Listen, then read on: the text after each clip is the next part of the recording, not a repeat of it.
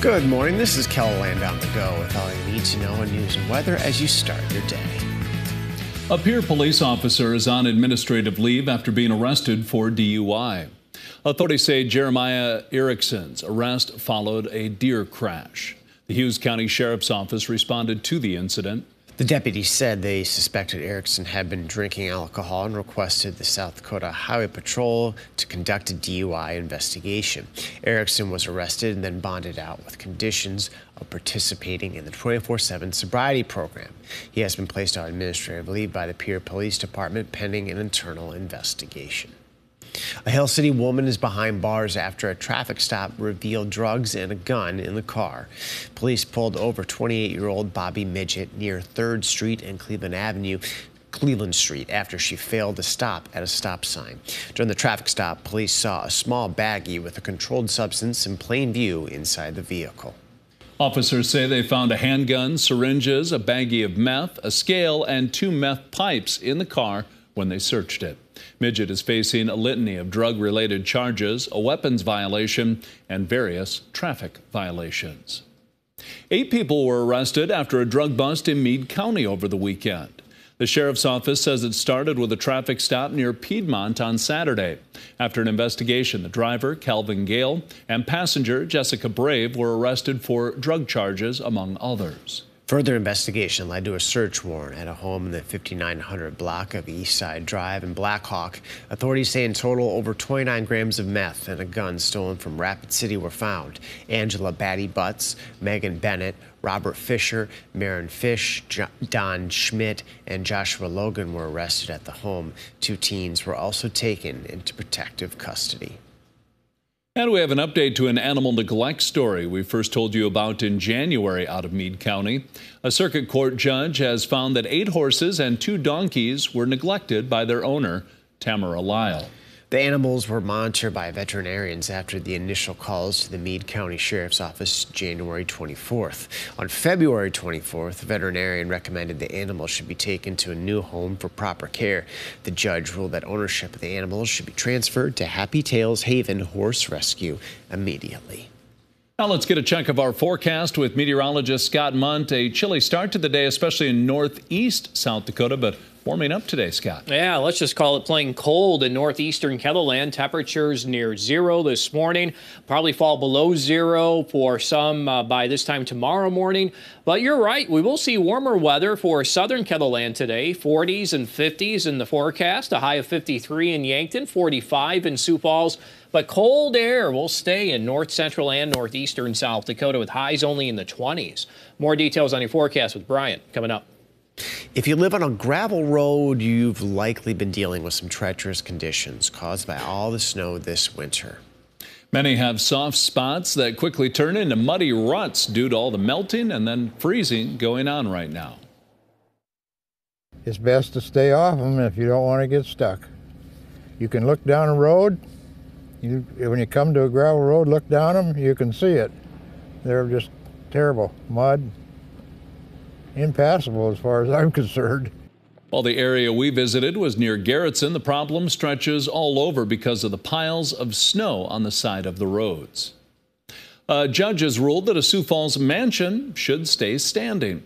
The multi-million-dollar home had sat unfinished and vacant for years, leading to vandalism, complaints, and fines. The city pushed to demolish the home last month. However, the owners filed a lawsuit against the city in order to keep it because they said it's nearly 90% complete. Monday, Judge Lang agreed, noting that raising the home would be wasteful, unfortunate, and somewhat irrational. Last night's Sioux Falls School Board meeting was full with parents as well as current and former coaches and gymnasts there to back the sport. It was a story we first brought you last week as word spread that the program could be cut due to mandatory decreases in the district's budget. While it was not an agenda item at the meeting, a lot of people still came to show support, including Lincoln High School junior Anna Leaning. It's more than just gymnastics. It's, family and it's bonding, and it's way more than just gymnastics. Gymnastics is only half of what we do. So I believe that I'm very worried that other schools and teams will be are going to get cut if we end up as a district getting cut. Last week, the Sioux Falls School District did not provide an answer when asked directly whether the gymnastics program would be cut as the board adopts a final budget, which is still in draft form. You can see the full response from the school district attached to this story on KELOLAND.com. Longtime Sioux Falls vet Dayton Williams died Sunday from ALS. He was 62. Williams ran his practice all-animal pet hospital for more than 3 decades and was the Great Plains Zoo vet for more than 20 years. Williams was known for his love of exotic animals, especially the birds, and was a part of many firsts at the zoo. He was here for the first rhino calf birth. He was here for the first flamingo chick, here for the first squirrel monkey, here for the first red wolf pups. So he was a big part of a lot of our firsts, and he'll always be a part of our history here. You can read more about Dr. Williams' legacy with this KELOLAND.com original by Jasmine Jackson online now. That's a look at some of our top stories. Now let's get one last look at your weather with meteorologist Brian Karstens. Brian? All right, today's weather. Well, we're watching this cold front coming in from the north. That's going to do a couple of things. It'll really halt the warming potential in the north. Folks here in Aberdeen, we're just not going to be able to get enough time on our hands to warm up substantially. So we'll keep things in the 20s. A little bit of snow, too, or at least some passing flurries. We're watching some of those radar returns on the North Dakota-South Dakota border this morning. Some of that moisture eventually may be involved with locations farther south. But before that happens, Sioux Falls, I like the looks of this. We could at least get into the 40s, and we'll see how we maximize those numbers down toward Yankton. Tonight, though, everybody's getting colder, and that's going to be the dominant theme to kick off Wednesday. We could be well below 0 in the morning in Aberdeen, maybe 5, 6 degrees below, and a little snow in the air in the southeast, possible early.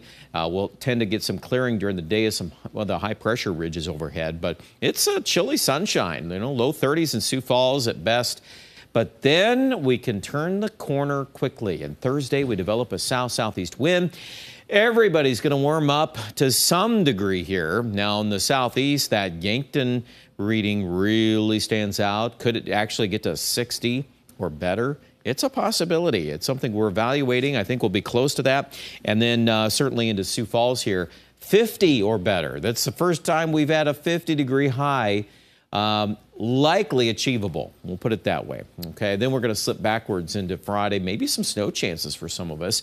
Also, Thursday night in the transition, we do have a couple of thunderstorms in the outlook, and even in northeast Nebraska, that's a marginal risk of severe weather, believe it or not. So things are beginning to change. The pattern upon us here as we end the month of March and get into early April. Take a look at this. This is the first one that comes out late this week. So, there'll be severe weather on the front side of this. Missouri, eastern Iowa, Illinois. You'll be hearing about that. Unfortunately, that's not a good thing.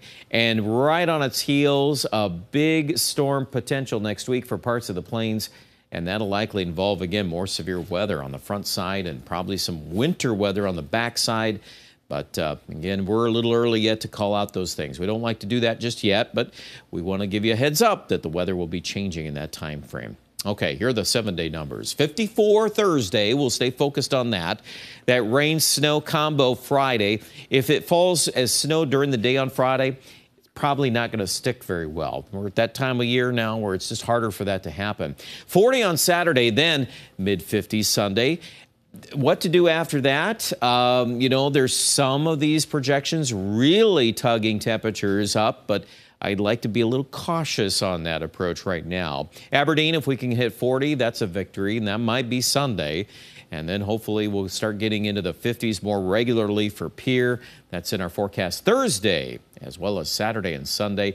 And Rapid City also a batch of 50s coming back Thursday, and a quick rebound for the weekend. Not too bad. Check out more details with weather online at KELOLAND.com.